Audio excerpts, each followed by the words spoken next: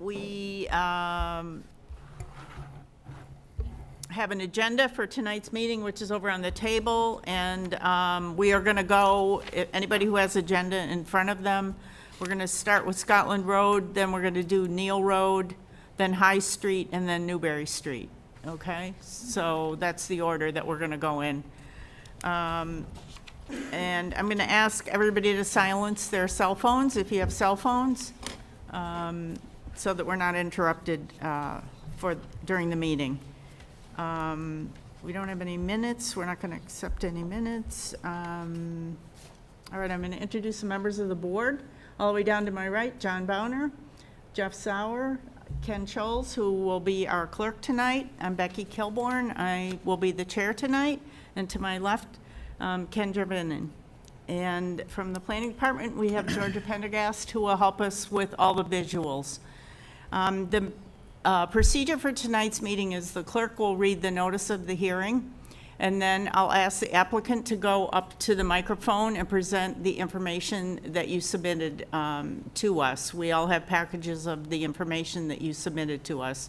We are on cable TV, so we ask that you speak into the microphone, and if you submitted any plans, Georgia will be able to put them up on the screen so that everybody can see them.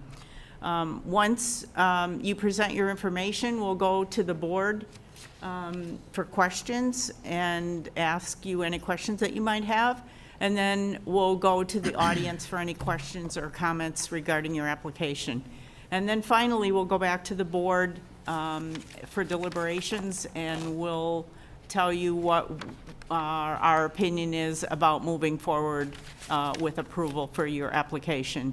And after that, I'll give you your options for moving forward. And so I think we're all set, and I'm going to start with Scotland Road. Thank you, Madam Chair. Our first case is 3 Scotland Road. This is zoned R3. Request for a special permit in accordance with Section 9.2 of the Danvers Zoning Bylaw to allow a 996 square foot extended family living area addition to an existing single-family home. Request is made by Charles Patch Jr., docket number 22-4976. Good evening. Could you just introduce yourself, too? How you Good. doing? Charles Patch Just Jr. pull it up so you don't have to bend down. Charles Patch Jr., Thank 3 you. Scotland Road. You want me to keep going? Just explain what you'd Yeah, like to so- do and why you filed the application. So I'm here to file for a extended family living area. I know the guidelines are 750 square feet, but I was asking for 996 square feet and 3 living people in the space. You know, I have my father who's with me who will be helping me build this. They bring along my brother who has some handicap, you know, ADA requirements. And, you know, we were gonna try to do this from the beginning,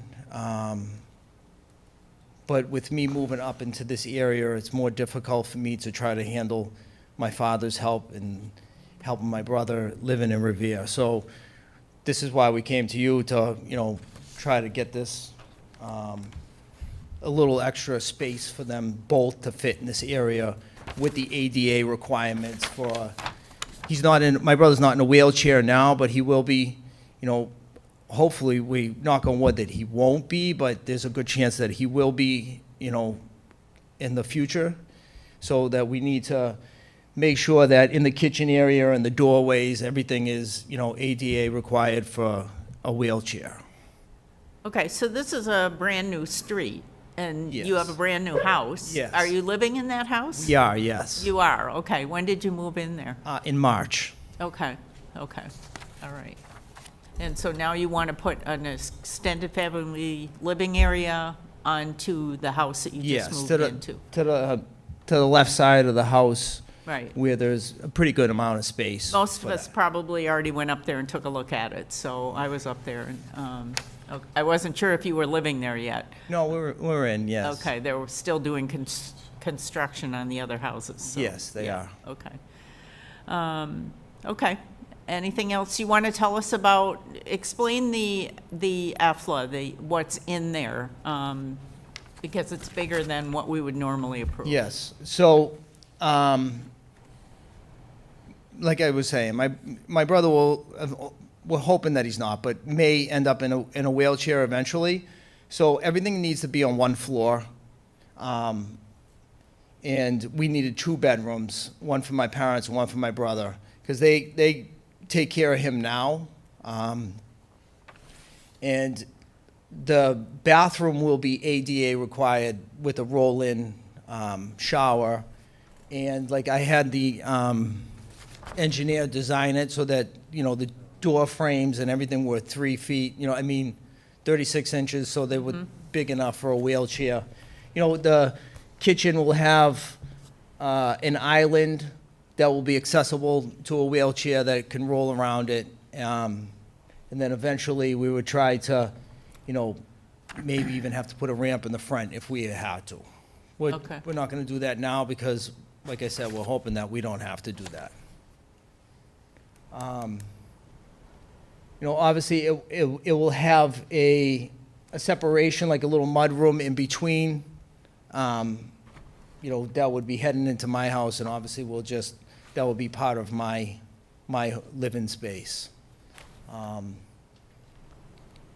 then there'll be a half bathroom for them, because they do need 2 bathrooms inside there.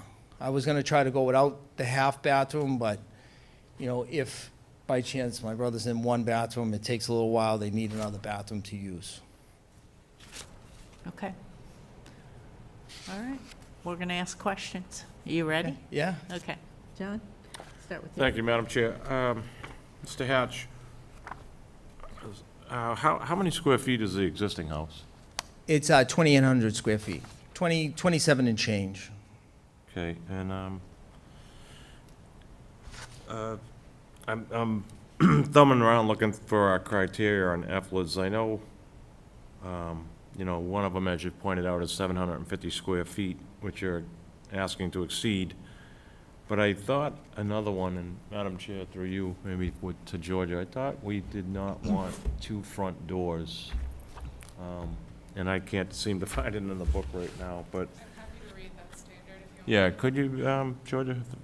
Yeah, so it's under design standards. We exterior- can't hear you, Georgia. Sorry, is my microphone on now? I don't think it's on. Exterior appearance. Okay.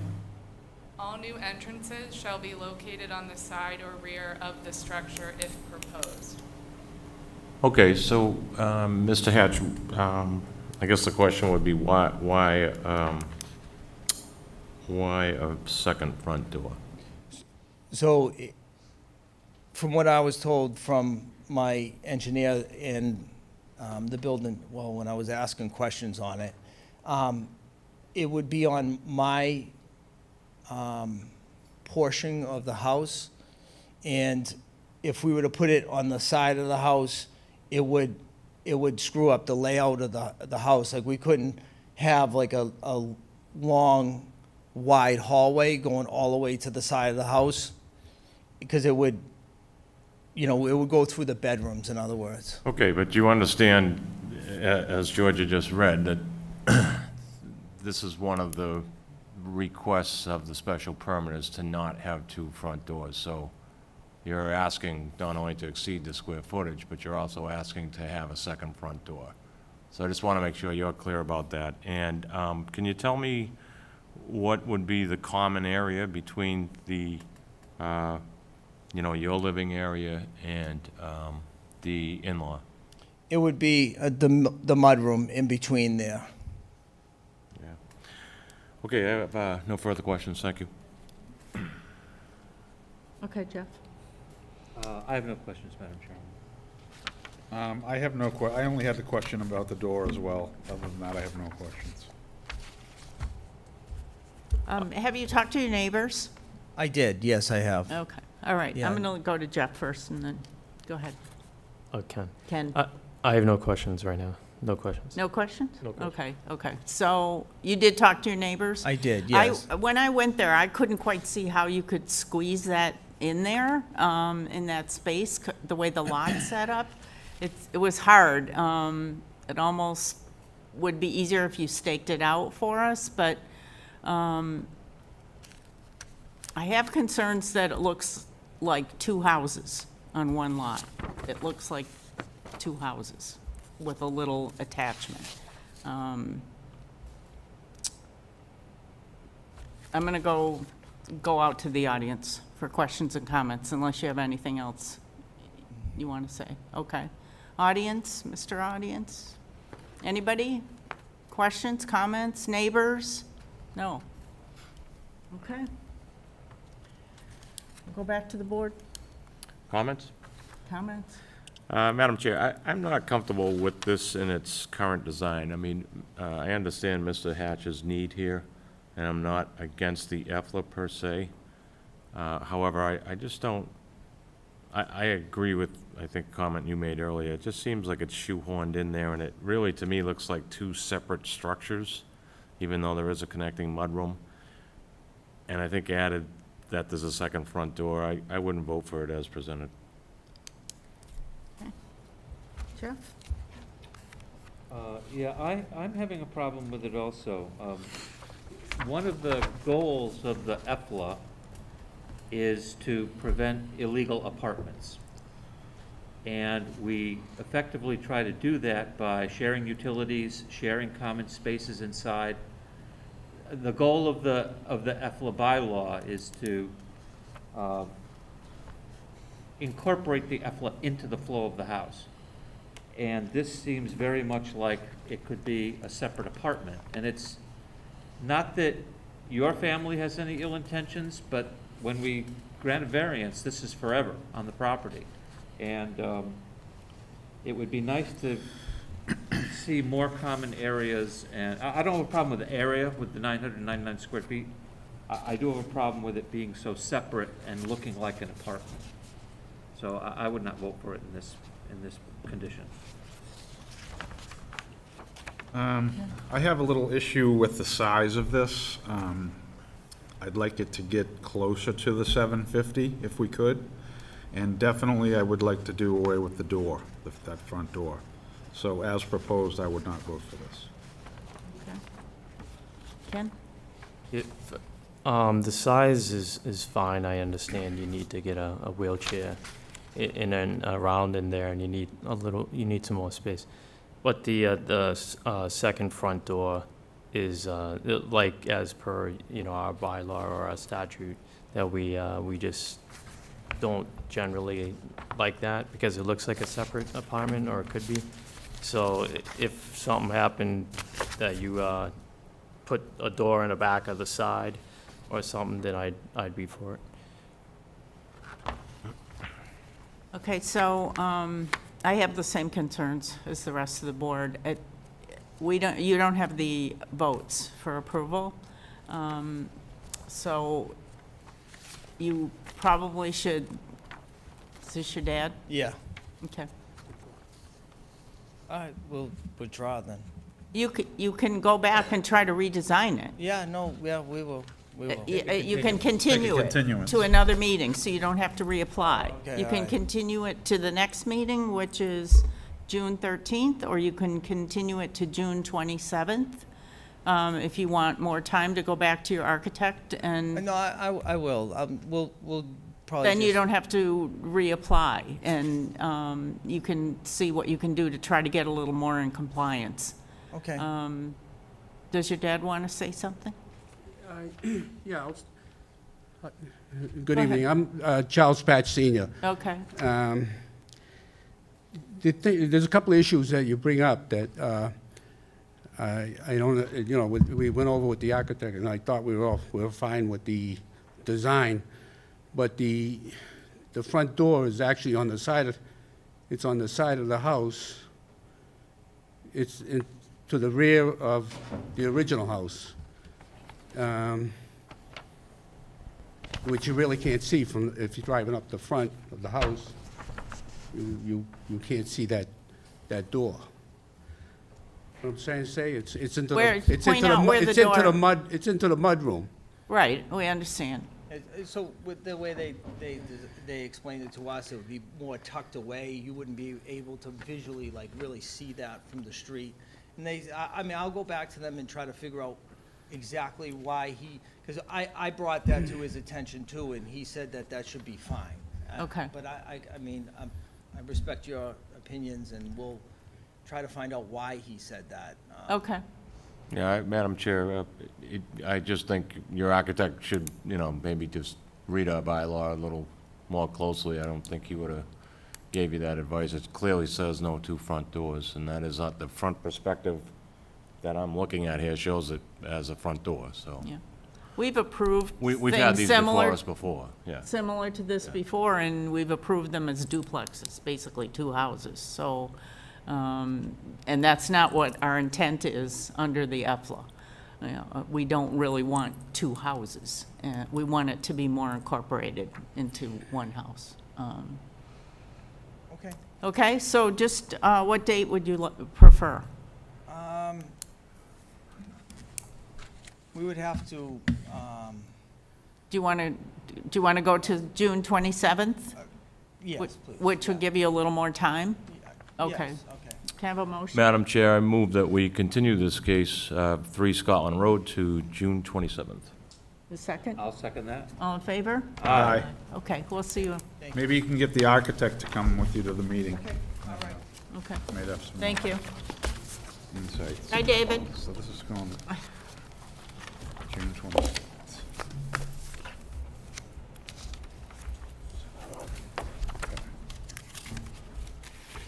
It's F-1, Are you ready, Madam Chair? Yes, let's go. Okay. Our next case is 13 Neal Road. This is zoned R2. Request for a special permit in accordance with Section 9.2 of the Danvers Zoning Bylaw to allow a 1,000 square foot extended family living area addition to an existing single-family home. Request made by Corey Fisher, docket 22-4974. Hi, Good evening. here we go again. Hi. Yes, another EFLA.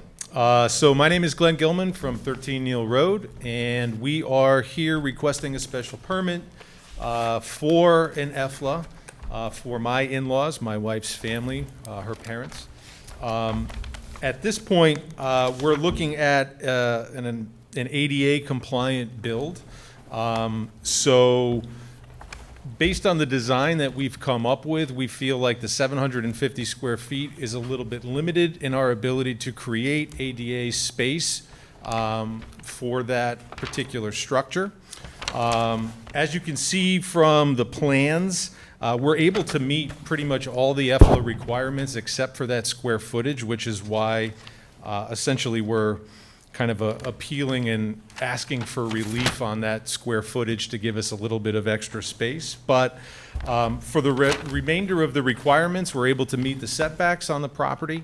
We're able to meet the side entrance requirement for the new structure. It will be attached to an existing structure, our permanent residence, through an existing hallway as part of the garage.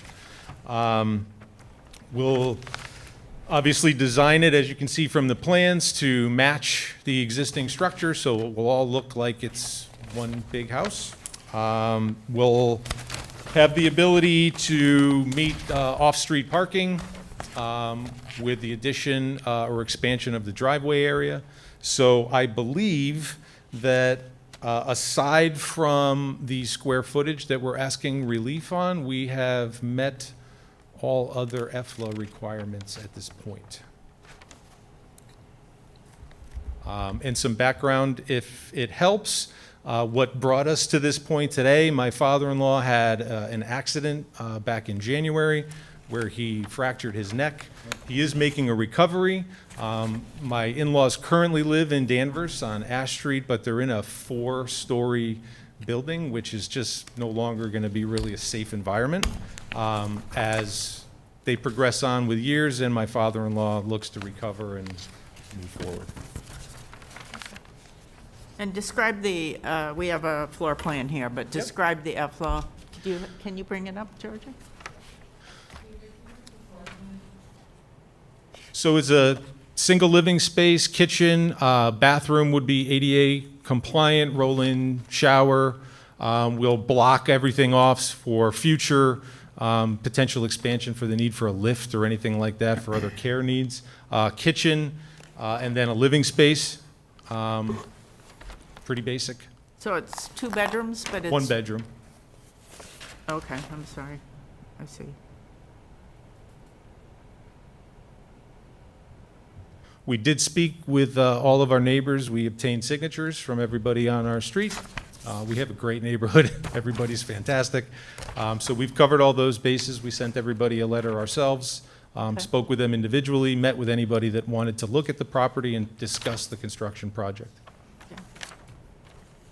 And just explain how they'll get in and out, where the access point would be. Yeah, so existing garage. So we have a driveway that's right here. There will be, this is all our property that's grass now. We'll turn this into a driveway area, and then they will have this sideway, oh, I'm sorry. Yeah, so they'll have this sideway walkway to go into their side entrance. And they'll enter through the living room. Yes. Okay.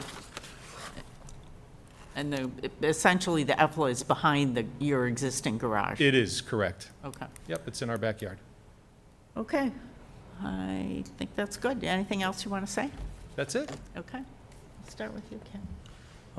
What is the shared portion of the house?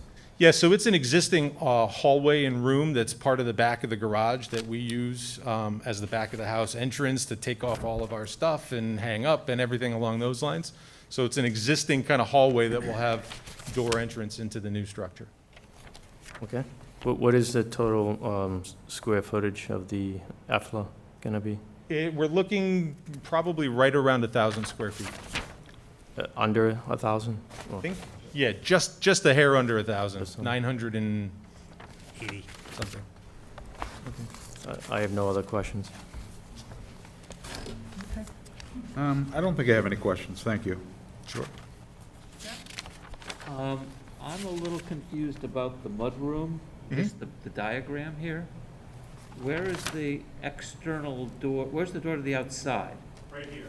So we have a stairway that's going up onto the deck. Oh, I see. currently, It's and that an red? exit from that It's room. that red? Okay. Yes, this Kind of- stairway will actually be moved to the corner of this deck, and this will be Okay, I didn't see that door swing. All right, thank you. I have no further Sure. questions.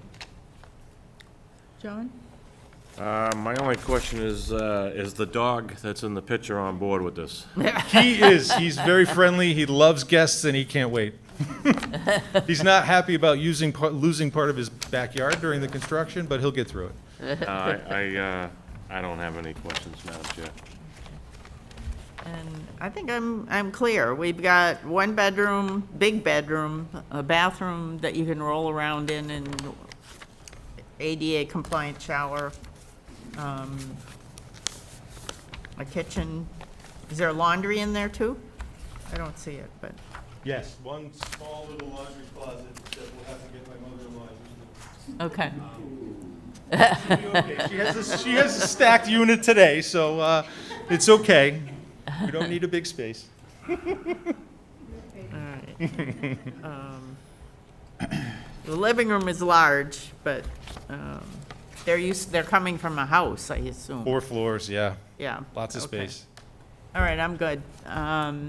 Any questions or comments from the audience? Wow, we got a quiet crowd tonight. Okay. Thank you. Well, so we're going to go back to the board for deliberations. All right. I would vote for this. Thank you. Okay. All the neighbors are on board, I'll vote for this. Sure. I think it's a little large, but I'll vote for it. Yeah, Madam Chair, I visited the property today. It's well-kept, and I think they'll do a good job to do the same. I like the fact that they paid attention to the door placement, and, you know, I do realize it's oversized, but given the ADA needs of this EFLA, I think I'm okay with that, so I would vote in favor. Okay. And I also went out there and looked at Oh, the good. property, yeah. Excellent. So, Hopefully I- the dog didn't bark. no. And I also think it could be a little smaller, but the way that it's tucked behind the house, I think it's fine, so I would vote for this. So we'll just get a motion to approve. Madam Chair, I move that we vote to issue the special permit in accordance with Section 9.2 of the Danvers Zoning Bylaw to allow a 1,000 square foot extended family living area as shown on the plans provided by the applicant. The municipal water and sewer shall not be overloaded by the EFLA. The public streets shall not become overloaded by the EFLA. The value of other buildings and property shall not be depreciated by the EFLA. The specific site is an appropriate location for the EFLA. The EFLA will not adversely affect the neighborhood. There will not be undue nuisance to vehicles or pedestrians, and adequate and proper facilities will be provided to ensure the proper operation of the proposed EFLA. The proposed EFLA will be in harmony with the general purpose of the bylaw. I will second that. All in favor? Aye. Opposed? All right, good luck. Thank you very much. Just meet with them, and they'll give you all what you need to do, okay? Thank you. All right. Yeah, I don't know what zoning that is, but. DTC. All right, moving on to High Street. Next case is 51 High Street. Good luck. Request to modify an existing use variance issued on June 20th, 2005, allowing satellite parking on the subject site. Changes to existing use variance conditions include modifications to radius limitations and ownership requirements. Request is made by Rockland Trust Company and Arbana Bleda, I hope I said that correctly, docket 053894. Good evening. Good evening. Thank you very much. My name is Nancy McCann. I'm here on behalf of Rockland Trust Company as well as Arbana Bleda. And with me tonight is Jeff Walgren from Rockland Trust Company. And we are requesting a modification of the 2005 variance that was granted back then to Danvers Savings Bank, who was the owner of the property back in 2005. And at that time, this property at 51 High Street had been the Friendly's Restaurant. Right. Many years ago. And Danvers Savings Bank acquired the property and determined that it didn't need all of the parking that exists on the site for purposes of its office space that it was going to have at 51 High Street. So we came in back in '05 and received a variance to allow satellite parking so that the other locations of Danvers Savings Bank within the square, and there were a couple of them, as long as they were within 1,000 feet of this property, the employees could park here at this site. That was kind of a new concept of shared parking, satellite parking, back in 2005. Since that time, the bylaw has been revised, the way we think about parking, and we think about shared parking, and we think about having parking lots that are empty during certain periods of time that could be put to good use, has all changed. And in fact, the current new zoning for the downtown area specifically allows shared parking. But back in '05, it didn't, so we needed a variance, and conditions were put on, and we're requesting that those conditions be modified now, because the change is that this property, 51 High Street, is under agreement to be sold from current owner, which is Rockland Trust, to the Bledas. If you don't know, the Bledas own and operate Ipazi Restaurant, and it's their intent to move Ipazi from 50 Maple Street down to 51 High Street and operate their restaurant here. Ipazi is a dinner restaurant. They open it after 4 in the afternoon until 10 o'clock at night, but they're not open during the day. So what Rockland Trust would like to do is continue to utilize this parking lot for its employees associated with their location at 10 Elm Street. So the Rockland Trust will continue to operate in Danvers Square. They will be located, as they are now, at 10 Elm Street in the Atrium Building. And they'd like to continue to have their parking spaces at 51 High Street available for their use during bank hours, which works out very well here because the complementary uses, we have an evening dining restaurant and we have a bank that's open during the day. And they complement each other. Their peak periods are opposite. So we are requesting a modification of the condition in the prior variance that required 51 High Street to be owned by the same entity as operates the satellite parking. It's a little odd, that condition, but that was what was put in. So we're seeking to amend that so we can continue to have it used for bank parking associated with the branch facility at 10 Elm Street. So I did meet with planning staff. We reviewed this and determined that this was the best way to go about this, which is modifying the 2005 variance. Staff has come up with some conditions that I think that you have in your packet that they have provided to us, and we would certainly be in agreement with. And those conditions would be that these 25 parking spaces could be shared parking for employees of an off-site facility located within 660 feet of 51 High Street. That's actually a reduction in the radius from what was granted in 2005, which was 1,000 feet.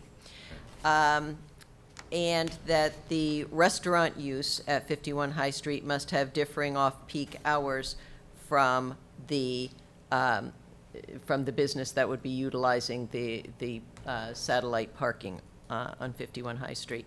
And we are in agreement with both of those conditions.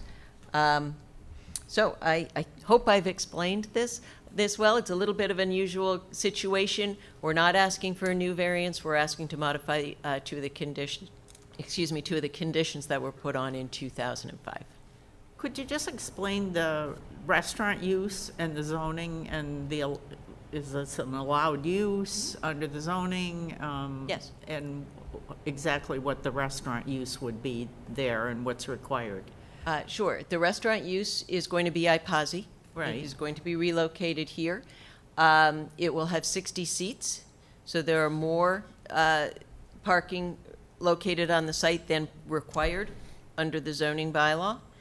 And it is a permitted use. The only permitting we're going to be doing for the iPosi location, the only thing that will be required is transfer the liquor license to this location. Okay. Sounds good. Anything else? That's it. Happy to answer any questions. I'll go down to John. Thank you, Madam Chair. Attorney McCann, so currently what goes on at this site? Is it vacant? Yes. And Rockland Trust doesn't operate any activities currently there? I believe that's correct. Is that correct? This is Jeff Walgren from Rockland Trust. Rockland Trust owns this building, this lot at 51 High Street, but it does not have current operations there. Okay. If you could Yeah, you Yeah, gotta go go. up to the podium. and identify yourself, please. Hi, Jeff Walgreen with Rockland Trust. The site right now is vacant. When we acquired East Boston Savings Bank November 12th, they had some commercial folks in that building, but with some reshuffling, we have moved them to either Peabody or the 10 Elms location. Okay. So Attorney McCann, let me dive into the parking a little bit, because I think I have a little confusion, but I know you'll straighten me out. I'll try. 60 seats in the new proposed restaurant. How many parking spots does that require? 20. 20. And how many parking spots are currently in that lot? 35 or 36. 35, we'll say. So the math doesn't work for me. If they're looking for 25 and iPosi needs 20, that says 45 spots, right? There, If there's some overlap there, which I see the hours here tends to be 4 to 10 PM, and you have some bank hours that go till 6 PM. So what's going to happen in the case of there's this kind of peak surge? Well, certainly the peak time for the restaurant is going to be after 6 o'clock. They may open at 4, but those of us who go to Ipazi, you typically go 6:37 or after. That tends to be a later dining establishment. The bank is going to be, when they're open after 4, it's a limited number of employees. It's not the full So the thought number is of they employees. wouldn't need the 25 spots. That's correct. All right, and That's correct. just expand a little bit on why this radius change from 1,000 to 650. It doesn't really make sense to me, but I'm sure somebody has some reasoning behind that. Yes, the 1,000 square feet was put on in 2005 because this type of satellite parking hadn't really been dealt with before. And I remember Peter Bryson saying he went out and he measured to make sure that all of the Danvers facilities, Danvers Savings Bank facilities located in the area were within 1,000 feet. That was his number that he came up with. The condition proposed that's agreeable to us from planning staff reduces that down to 660 feet, because if you look at your new downtown zoning, the character-based zoning downtown, it allows shared parking as long as the businesses are within 660 feet. So this makes it more compliant, actually, reducing the radius. So, and again, I don't want to dominate this, but one last question. Let's say Ipazi decides, hey, we're going to start to offer lunch. Does that trigger you to now come back here and try to rework this thing? Yes, we can't do it because of the second condition, which is the off-peak hours is a requirement, so that we wouldn't be able to do that without coming back to you and demonstrating that we could be operating the restaurant at hours other than what I'm representing to you tonight, which is 4 to 10 or All right, after and I take it 4. this is a lease situation. Ipazi's not buying the building. Ipazi is buying the building. buying the which is building. why we have to be here. I see. If Rockland Trust So there's an wasn't there's gonna selling be the an building, we agreement. wouldn't have to be here. Understood. Okay, thank you. No further. Go ahead, Jim. Okay, so you just I think you just answered my last question, which was who's going to own these spaces? And that's going to be Ipazi. Correct. And is Rockland Trust going to rent the spaces or lease them or whatever? There will certainly be a use agreement, yes. Okay, okay. I guess that's all I have, thank you. Okay, we can go back if you come up with more. Oh, one other question. The 10 Elm is within 660 feet of this parking lot, right? It is. Okay, thank you. Did Peter measure it? Peter He did walked not, it off. but I did, and I believe planning staff looked at it as well. Okay, thank you. I just have a question about these 3 conditions from the original variance. Obviously, you want to modify them. I'm agreeing with you of why they even put the third one in there. I don't even understand that, but. Are you going to try to strike the third requirement? And What we are proposing is modifying this variance by taking out the 3 conditions as drafted in 2005 all 3? and putting in the 2 new conditions that planning staff has provided to you. Right. Which means striking the third one completely. Yes. Gotcha. I have no further questions. Thank you. Ken? All my questions have been answered. Thank you. Okay, thank you. Okay, so I am confused because it seems like Ipazi's going to own the property. Ipazi owns the parking lot. Why can't Ipazi just say people can park there or not park there?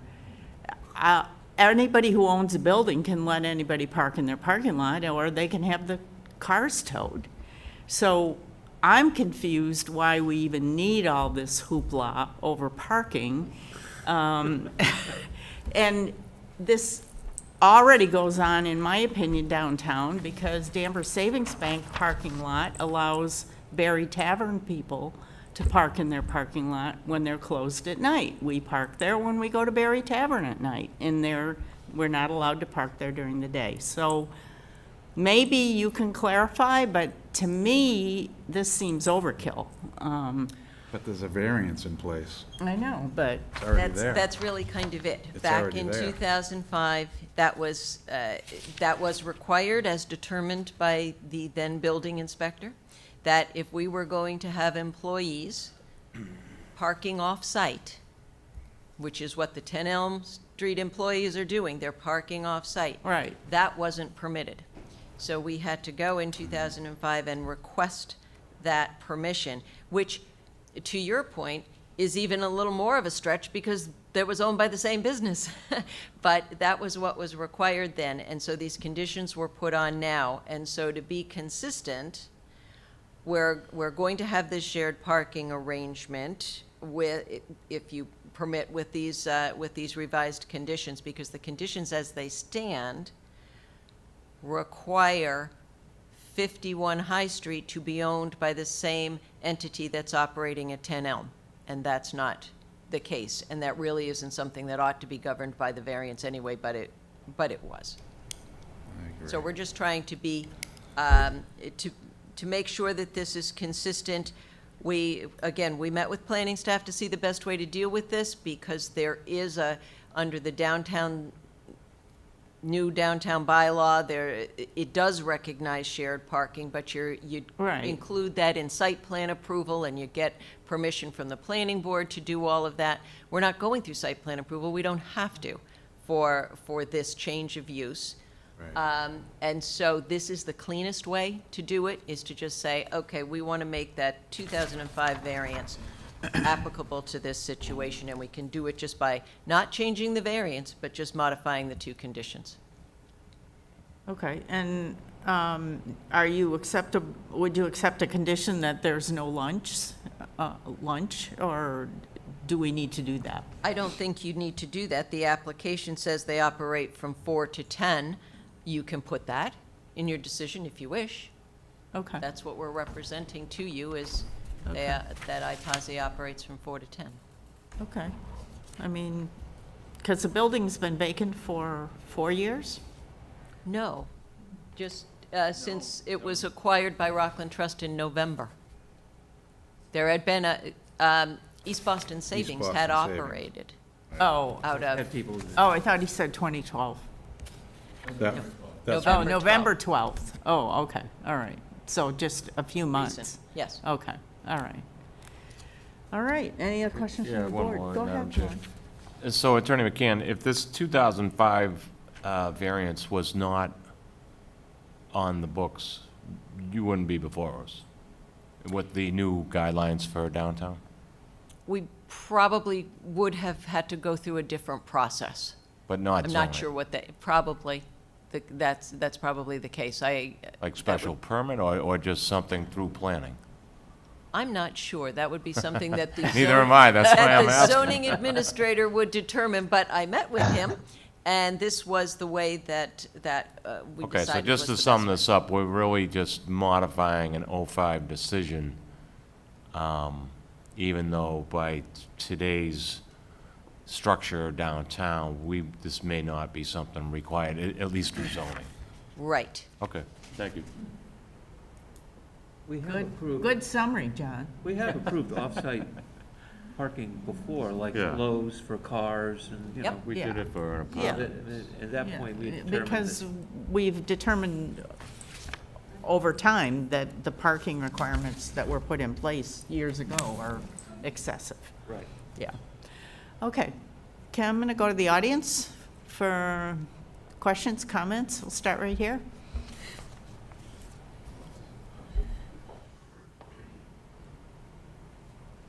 My name is David Taparo. I own 50 High Street, Okay. and I'm Across the street?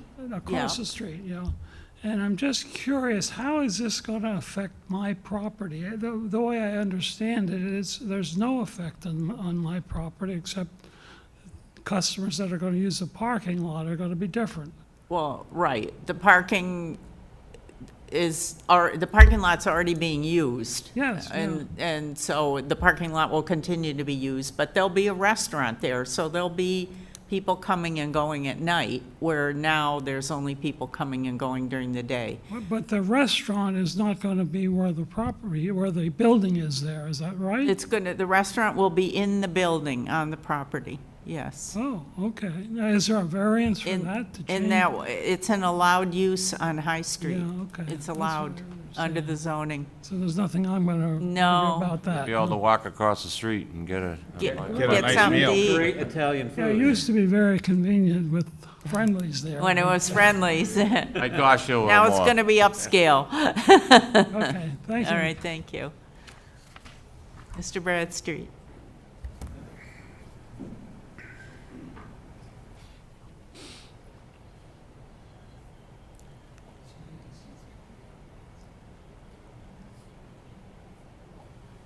Bill Bradstreet, Town Meeting Member, Precinct 1. Town operates the parking lot behind the atrium. Yes. The tavern, I believe there was some discussion about the convenience of that parking lot along with the spaces behind the savings bank. How will that parking lot there affect, or will there be a good point or a bad point with that parking point? I don't know if you'd want to park there and then walk down to, it's not that far for a good meal, but how does the town's parking lot come into this parking?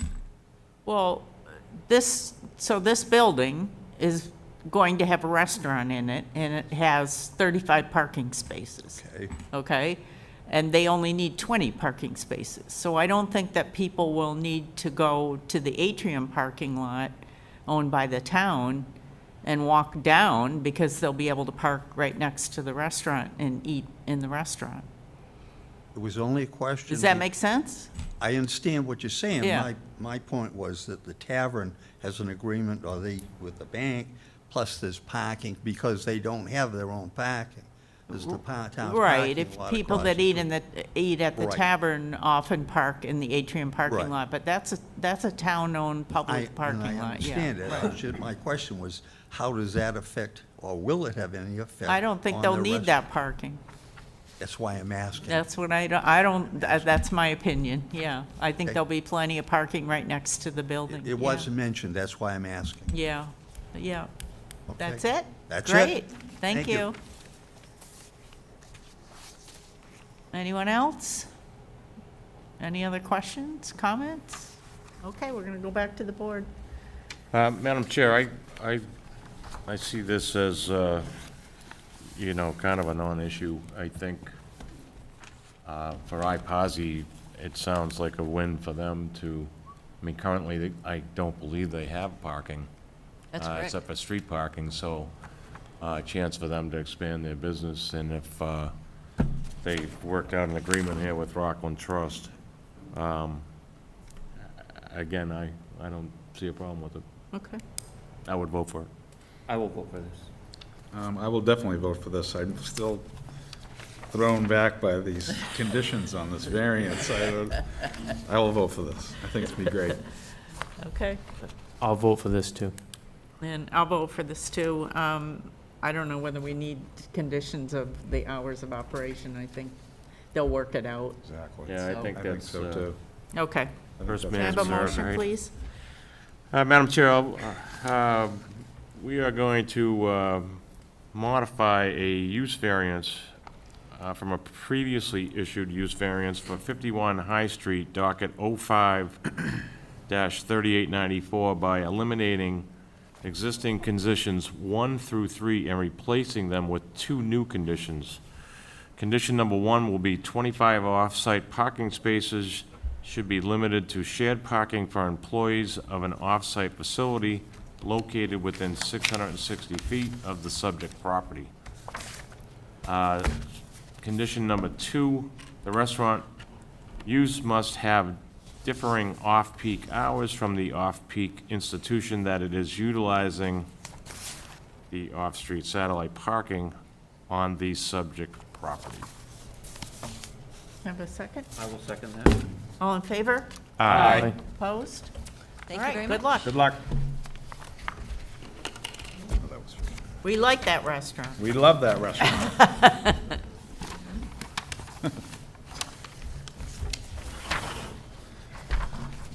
Second. Give him a minute. Yeah. Good night.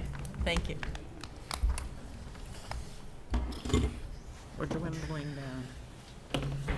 We're not doing it. Sign them again. Ready? Yep. Okay, our last case of the evening is 301 Newbury Street. This is Highway Corridor Zone. Request for use variance from Table 1 of the Danvers Zoning Bylaw to allow a new fast food restaurant building with an ancillary drive-through. Request for variances from Section 37.5 of the Danvers Zoning Bylaw to allow various wall and logo signs on facades facing traveled ways. Request for a 12-square-foot directional signage with a 4-foot plus height where 4 feet is required. Request is made by Atlas Danvers Realty LLC, docket 22-4975. Good evening. Good evening. Thank you very much. My name is Nancy McCann. I'm here on behalf of the applicant, Atlas Danvers Realty LLC, relative to the property located at 301 Newbury Street in the Highway Corridor Zone. You're familiar with this property, the Danvers Plaza. This is a site that was built in the early 1970s. It has a multi-tenanted building on it now, 2 actually. We've got the large multi-tenanted building with grocery store, retail, services.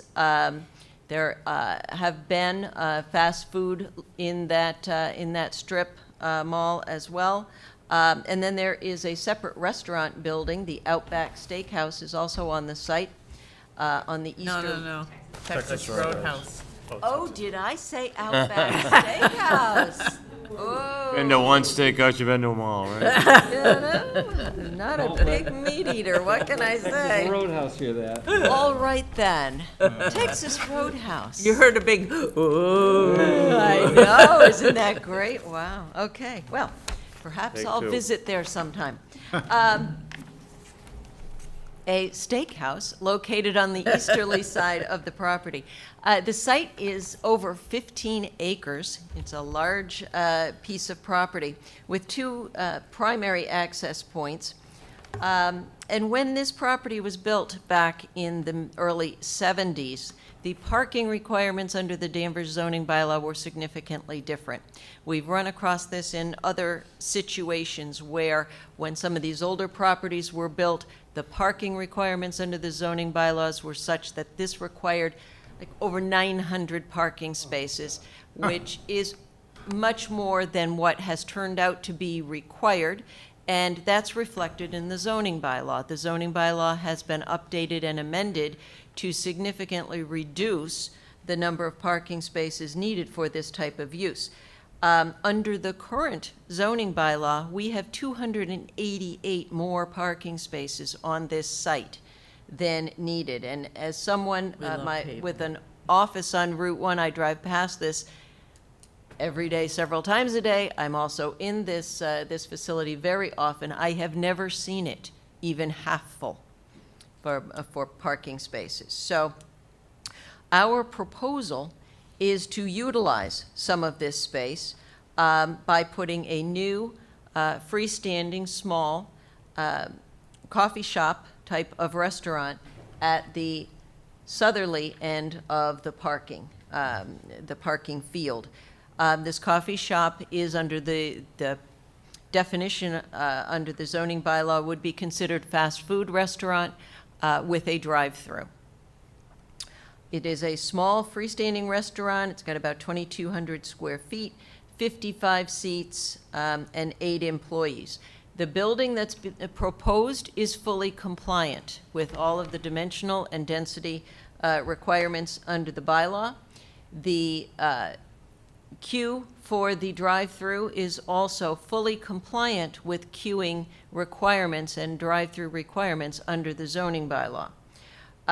We have on this site, as as Mark Beaudry from our civil engineer for this project will be discussing with you and showing you in a bit, excellent circulation, just the way this lays out, with the way the parking field lays out, where people park for the existing uses, also it work very, very well. So this facility, this location, this site works out perfectly for this type of a use with the drive-through. With this use in place as proposed, with the queuing in place as proposed, this site still has 167 more parking spaces than the current bylaw requires. So we're still compliant in every way, with the exception that we need a use variance for this particular use for the fast food with the drive-through in this zoning district. We think that this will be a very welcomed use in this area. It will, it's an appropriate reuse for this paved parking lot that the town bylaw required to be constructed in the 70s, but simply is not used or needed. As you'll see on the plans that Mark will go through with you, this is also going to make the site more attractive, which, do we often say that when we're talking about this type of use? Probably not, but this is a barren parking field that we're going to add an attractive building, we're going to add some landscaping, and it really, as the renderings that were provided to you demonstrate, it really is going to be a more attractive, certainly a more attractive site. As you know, with this type of use also, because I think we've discussed it before, this is not a traffic generator.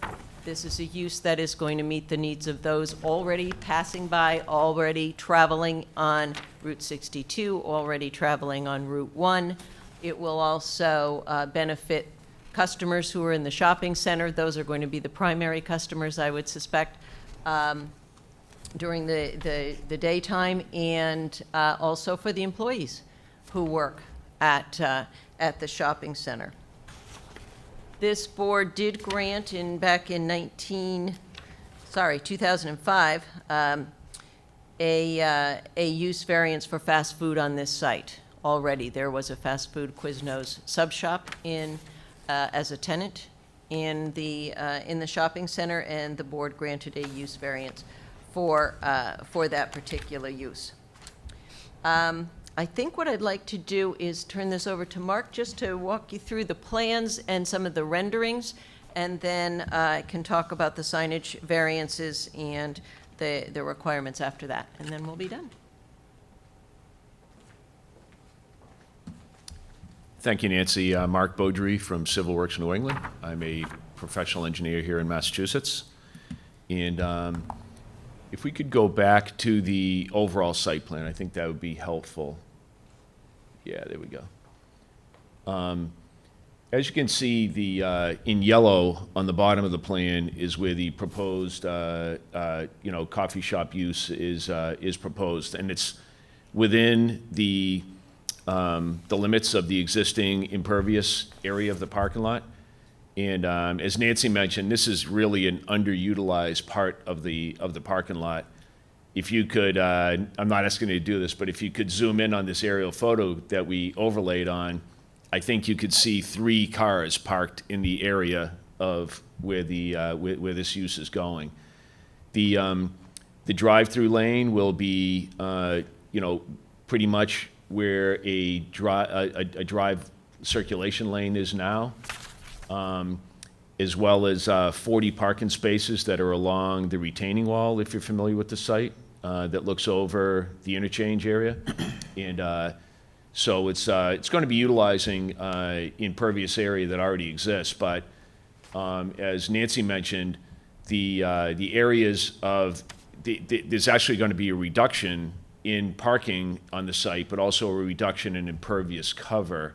And if I could just walk to this for a minute.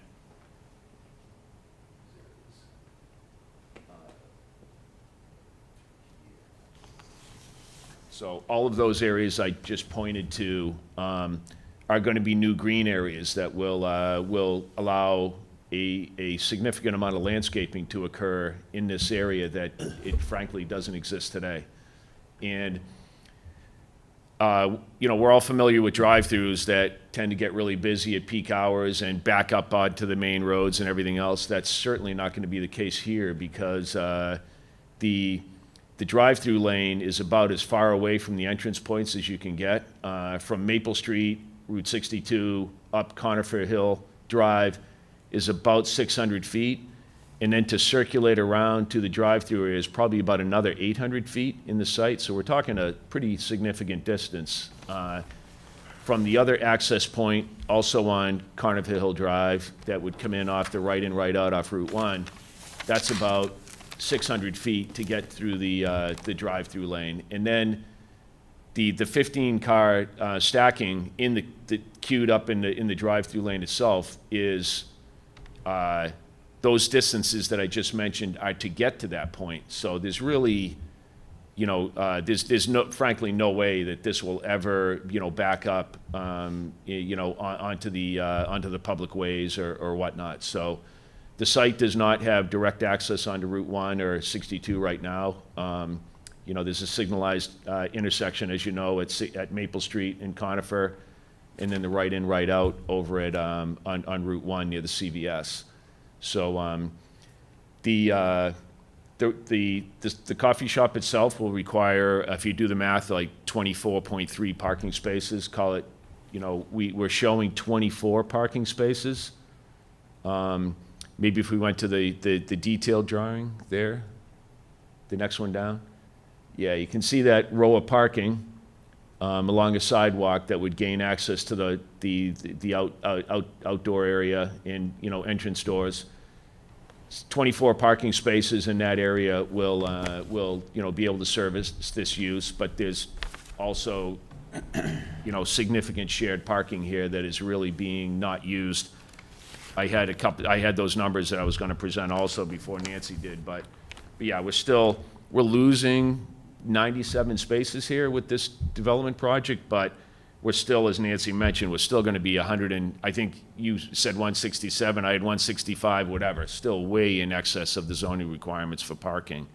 And I think it's really going to be, I think, an asset to the town. It'll be an asset to, improve this site. The circulation aisles, as you can see, we're taking the landscape, the end cap islands and moving them up. Right now, they're kind of staggered. We'll line them all up to have a nice, uniform circulation area to get around the site. The Texas Roadhouse on the right-hand side will have its own, circulation patterns that'll be away from the queuing area.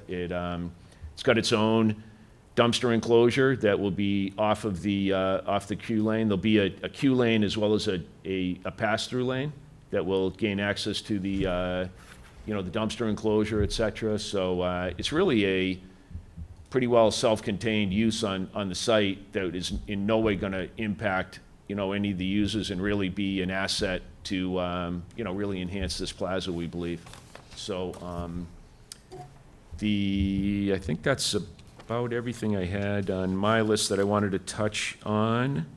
Obviously, I think this needs to go through site plan review as well. So some of those elements will be talked about at the appropriate time if this board chooses to approve this use. So anyway, there'll be new lighting associated with this that we can also talk with the planning board. But in addition to the landscaping there, one thing that's just off of the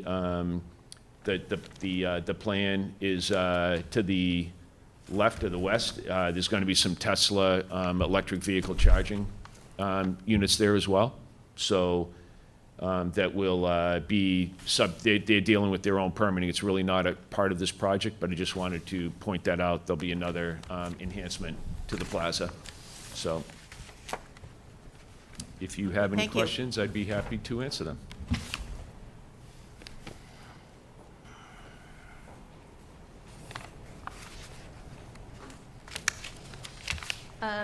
Before we go on, I thought we covered the signage request. Also, I just wanted to mention, because I think I didn't at the beginning, because I was talking about a different steakhouse, Jess Carroll from Atlas Danvers Realty LLC is with us this evening as the owner of the property. If we could go to the renderings, we are requesting some signage variances. The total square footage of the signs proposed is 10% of the facade of the building. So we are not seeking an abundance of square footage of our signage, but we are proposing to divide that square footage up into 3 different signs. So on the... Georgia, could you put the signs up? Thank you. On the northeast facade, Okay. Thank you, David. we have 2 signs, and that's the top, it says exterior east elevation. We have a logo, which is 25 square feet, and we have a rectangular sign that simply has the name, and that's 36 square feet. Those 2 signs, the square footage combined, is only 3.6% of that facade. And then on the southerly facade, we have 1 sign that is 36 square feet, and that is 6.4% of that facade. So if you add the 2 percentages of facades, you come up to 10%, which is the permitted facade coverage total, if you want to look at it that way. But we are dividing that up into 3 separate signs. And we think we need this for proper identification. As Mark was telling you, if we're entering this site, even once you get to the plaza entrance off of Conifer Hill Drive, when you come in off of 62 onto Conifer Hill Drive, once you turn into the plaza, you're still 400 feet away from this building. If you come in off of Route 1 and you enter in to the site up by the opposite end of the multi-tenanted building, you're still 700 feet from this building. So we do need to have some signage that is adequate for identification, which we think this is, but it's not excessive. This is not an excessive amount of signs that we're proposing here, and the square footage, again, it does meet, if you look at it that way, the percentages under the bylaw. We are also seeking a variance on the drive-through signage. It's only 12 square feet. It's a directional, I think, type of sign, but it is 12 square feet, and it is higher than 4 feet in height because of the location of it, so the driver can see it. And I think you have a graphic of that, which I don't see up at the moment.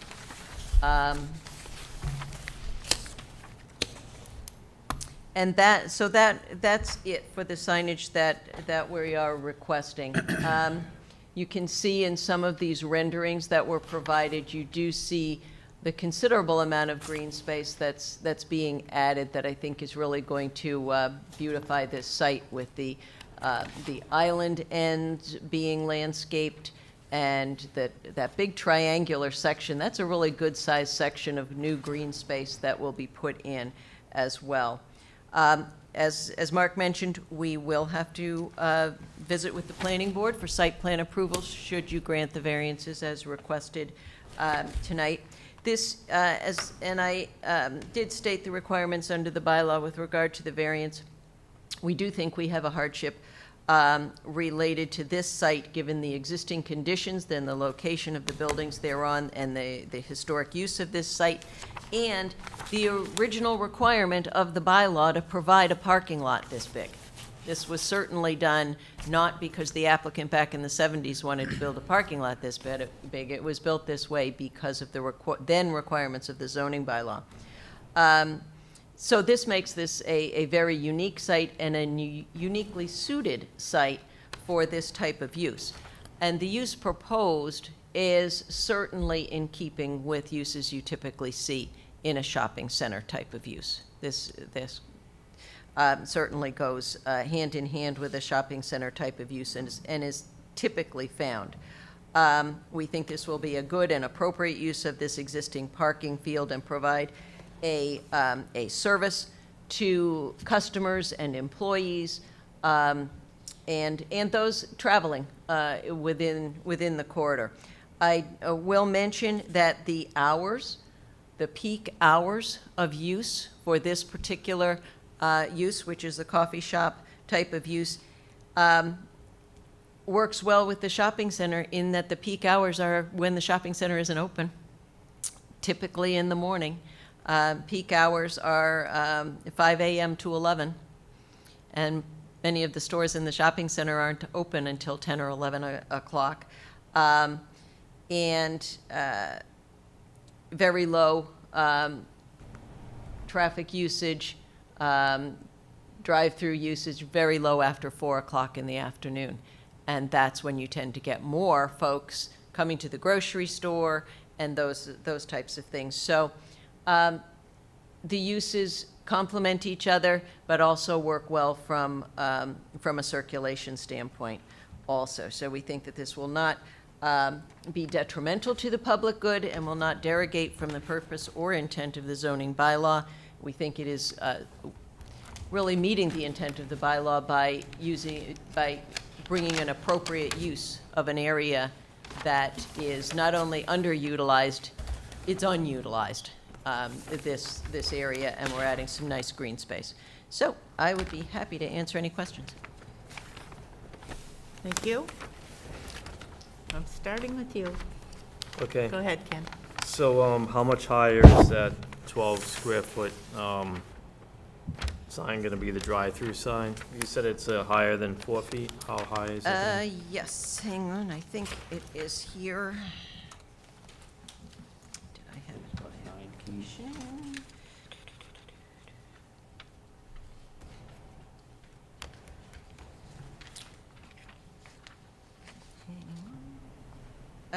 It is about 12 feet high. It is two.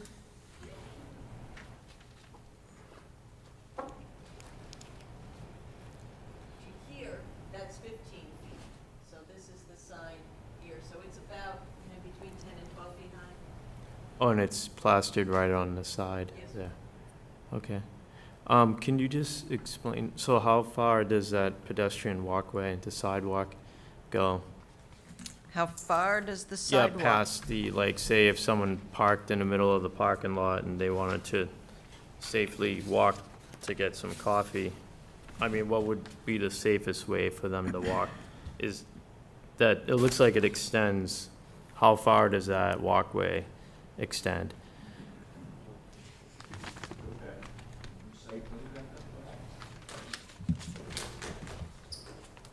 You're talking about this walkway? Yeah, that looks like it starts there. Okay. I just want to confirm that. Yeah. It's good.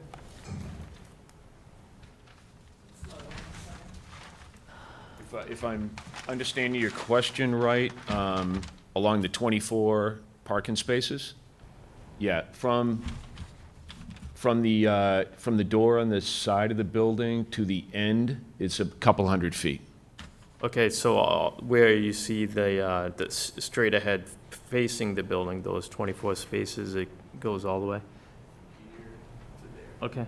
That is 200 feet.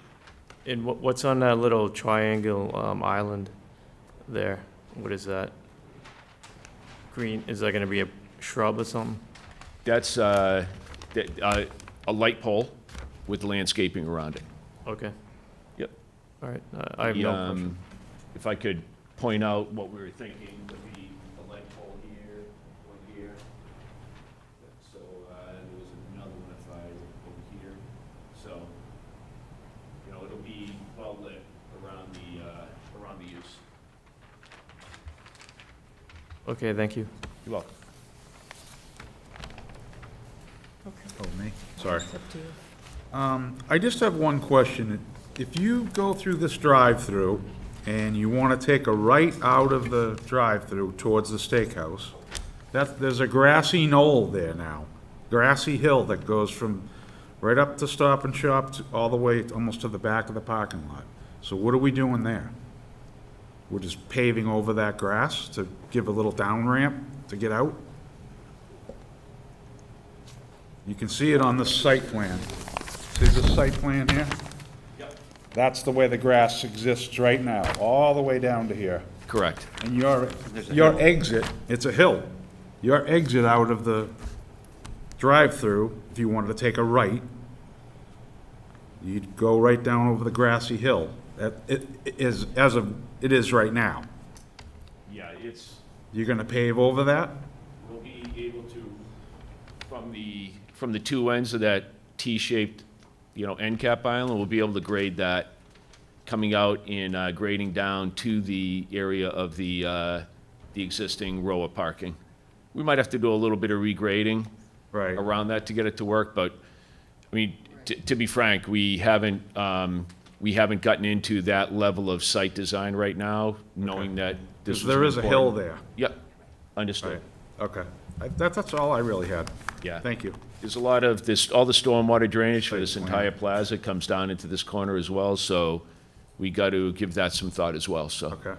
Thank you. Jeff?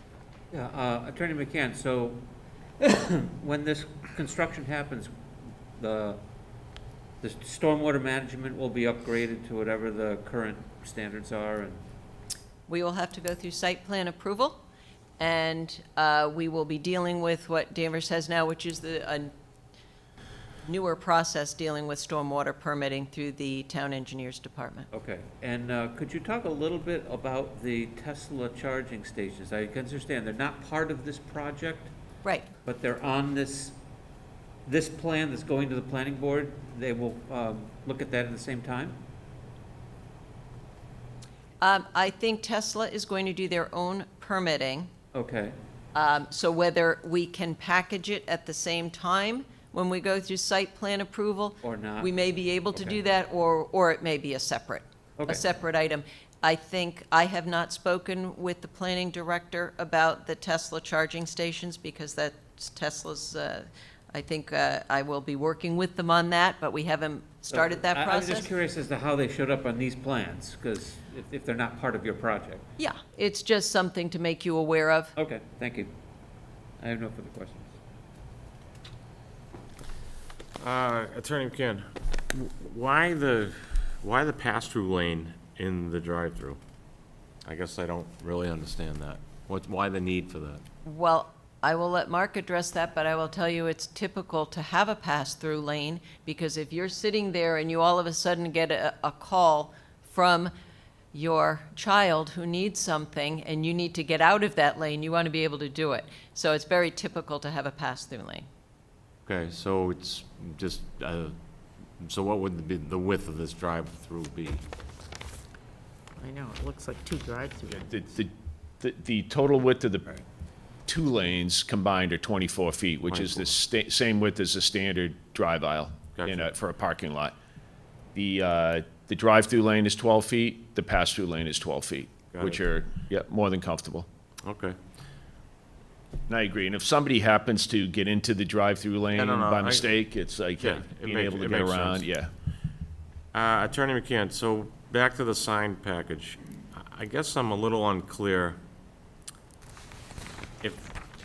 Are we asking for relief because this building is not allowed? Or are we asking for relief because the sign package is being broken up? Or both?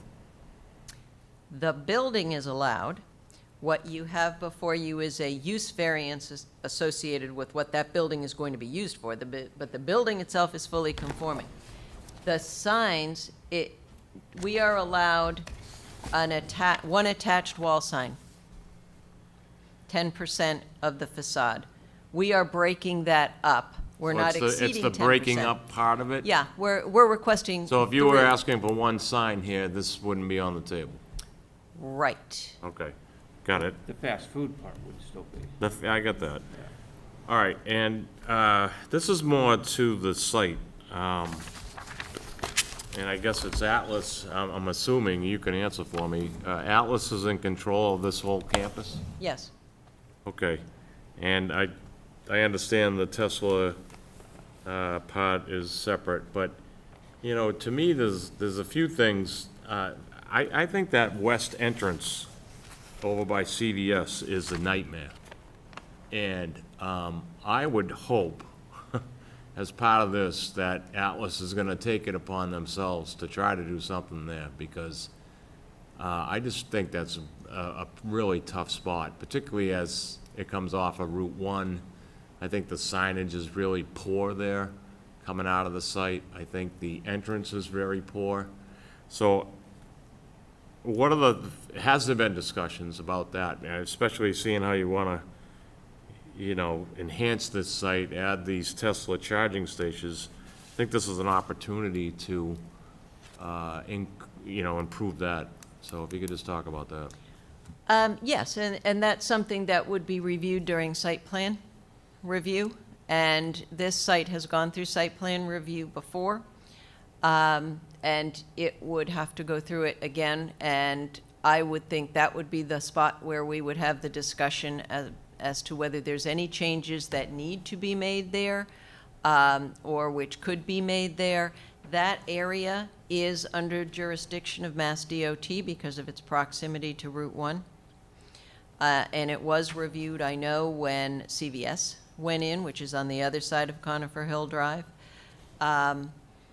But that has been the curb cut for this site for a long time. I'm not so much talking about the curb cut off Route 1. I'm talking No, about I know, but the the- road that intersects CVS and Stop and Shop and. Conifer Hill Drive, It's a which is a road. public road, which is a public way. That's not a driveway, that is a public street in the town of Danvers. And the entrance point that you're talking about into the plaza is a curb cut off of Conifer Hill Drive. Right. Just seems like a tough spot, as someone who goes in there quite a bit.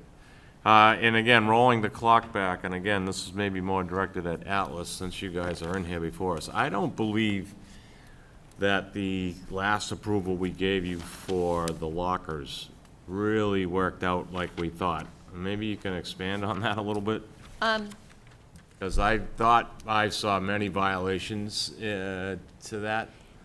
Interesting, because I was involved in that, and I go to Stop and Shop almost daily, and I look because I wanted to make sure. What did you think isn't operating Well, I properly? think there was parking issues, there was materials out there that we hadn't agreed to. So, you know, I guess I'm, you know, again, I know you're not here for that tonight, but Right. since it's the same owner, Yeah, I am not aware of any violations regarding the lockers. There are parking spaces that are designated for people to use, and I think for the most part, they do that. There are certainly people who park, you know, along the fire lane to do whatever, not just to go to the lockers, but that's monitored, and there are people who monitor the lockers, and there are specific parking spaces for the lockers. I personally haven't noticed any violations, but Jess Carroll is here this evening and she's hearing what you're saying, so she'll look into that and make sure that it's operating the way it should. Okay, no further questions, thanks. Thank you. Okay, I have a few questions. On the site plan, there's light poles. If you go back to the other one, can we do that? The big, yeah, okay, so there's where those little oval things are at the end of the rows. There are light poles all along. I don't know if that's where the light poles are now, but are you shortening up those rows and moving the light poles back? You know what I'm referring to, right? I'm gonna point out where the existing light poles are. Okay, great, that would help. Oh, really? They're that far back? Yes, so and there's really, that I'm aware of, not a lot of lighting around the edge of the Okay. edge of this road. Oh, there's one here too. Okay. So you don't need to move those tall light poles? No, there may be a little bit of movement, but they'll be replaced with, a double-headed fixture, a triple-headed fixture. So the site lighting will be absolutely taken care of Okay. as part of, and we could review that in more detail. Sometimes it's dark in that parking lot at night. Yeah, it will be enhanced in this corner. I agree, there's not a lot of lighting on this edge right now. Right at the edge of the pavement now, there's a retaining wall where it Right. drops off, so Right. you start getting into some more utility work as you get more to the western area. But you're right, this corner does not have lighting, so this will be enhanced.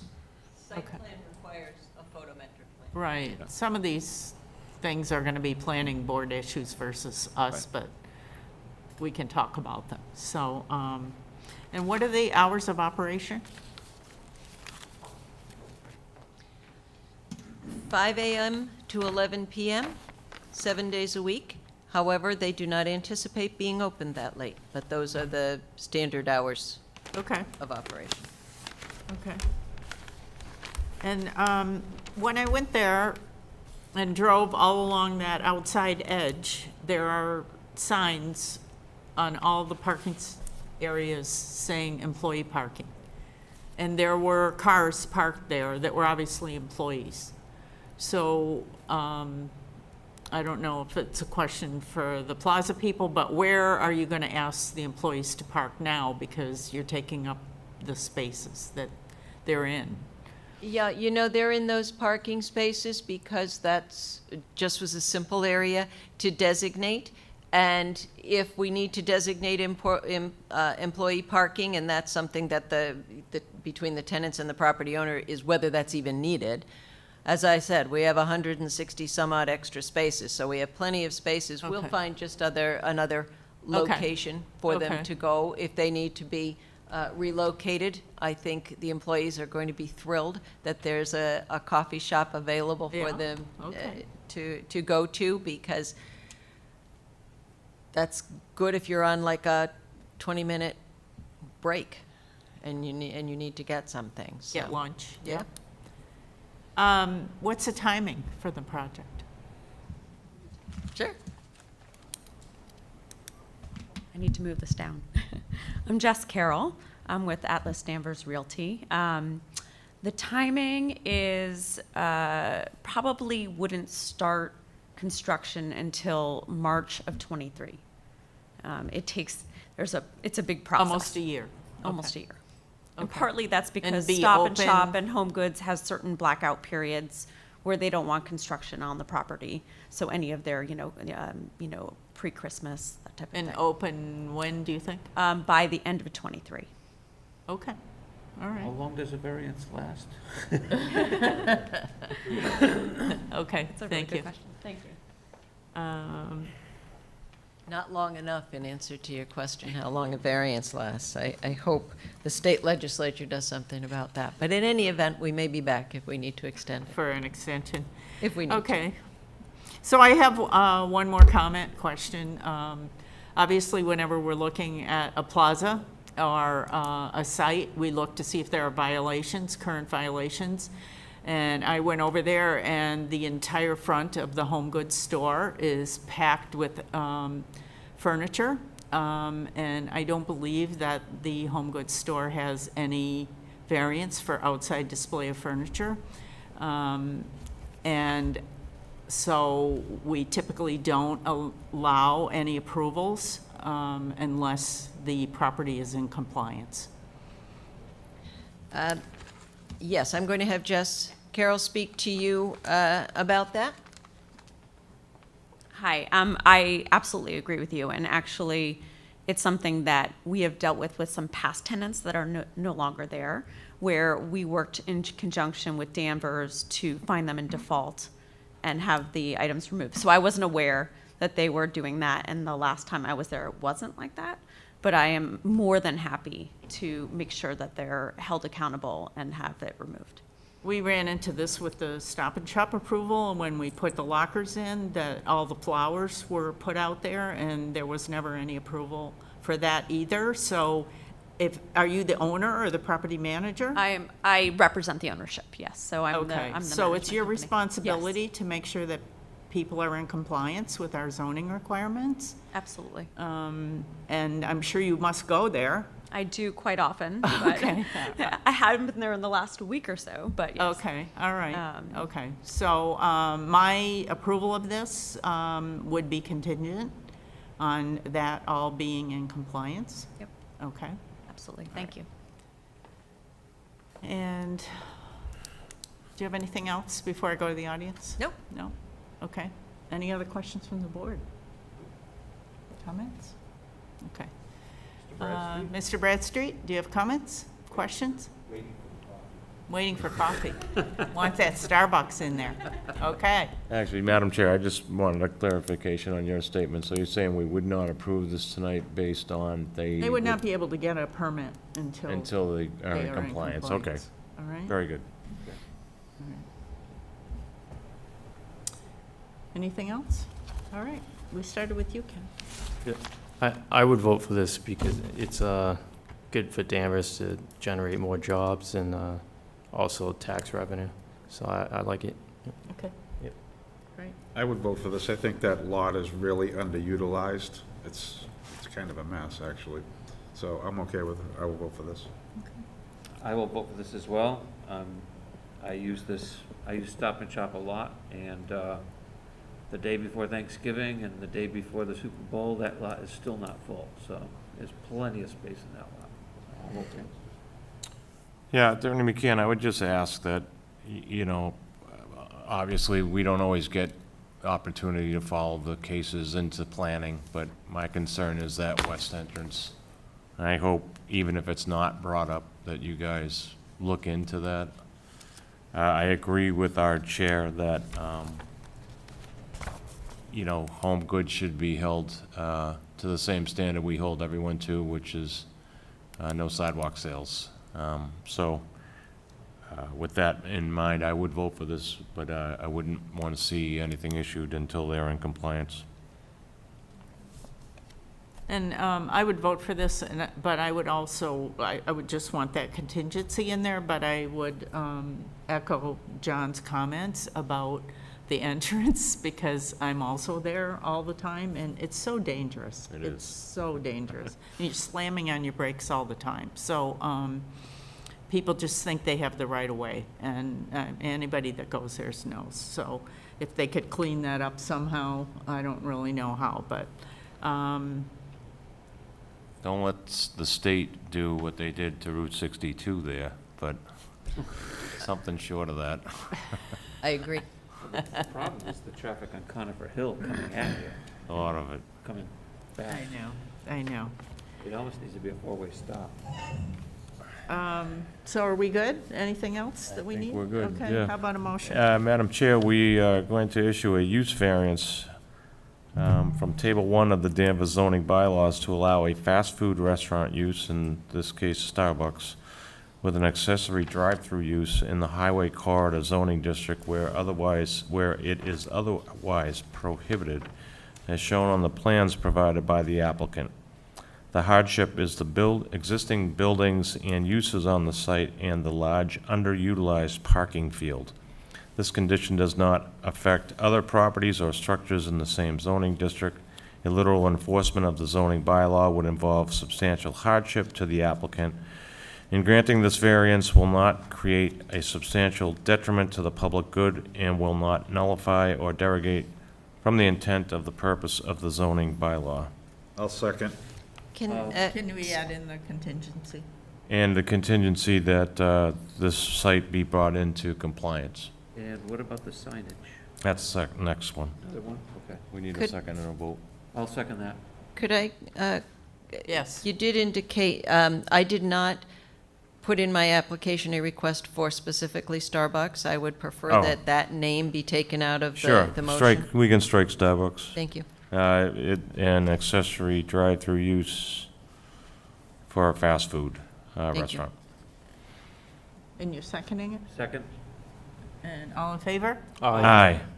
Madam Chair, I motion that we issue a dimensional variance from section 37.4.d of the Danvers zoning bylaws to allow 3 attached wall signs for the one business tenant and allow 1 directional sign for the drive-through with a size of 12 square feet where 4 square feet is the maximum, and with a height on the building higher than 4 foot as shown on the plans provided by the applicant.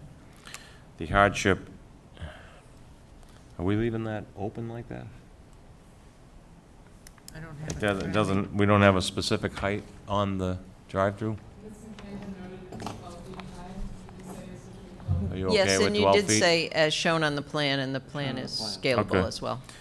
The hardship is the existing buildings and historic use on the site and the large underutilized parking field. This condition does not affect other properties or structures in the zoning district, same zoning district. A little enforcement of the zoning bylaw would involve a substantial hardship to the applicant, and granting this variance will not create a substantial detriment to the public good and will not nullify or derogate from the intent and purpose of the zoning bylaw.